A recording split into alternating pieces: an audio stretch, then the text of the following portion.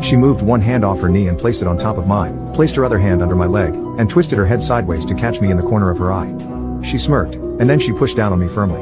My jaw dropped, and I could not believe what was happening. But at the same time, I'd never felt anything so amazing. She looked straight ahead again, lifted herself slightly off me, then pushed down firmly again. I could not believe it. In my freshman year at college, I had my share of love and knew how everything worked and felt. But I'd never felt anything as surreal as that moment. Jane pushed down again. And again.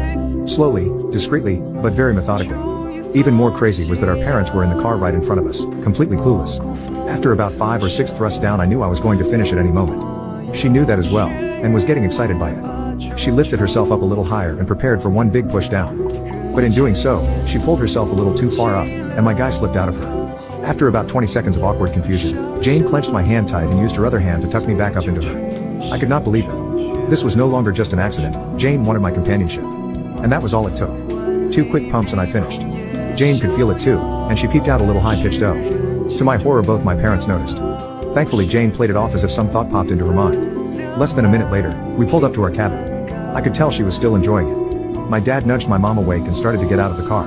That's when Jane piped up, "Don't worry, Dad, we made this mess back here, we'll figure out how to bring it to the cabin." Jane and I just sat there, pretending to organize some things in the car. Thankfully, my parents were perfectly content to leave the car and start making dinner in the cabin. When they were inside, I took off the seatbelt, but Jane still just sat there.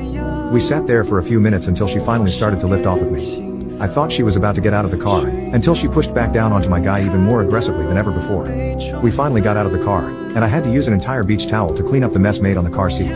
After we finally unpacked the car, fixed the bikes up, Jane looked at me and said with a clever smirk, "We should bike to the beach again tomorrow." And I could not have agreed more.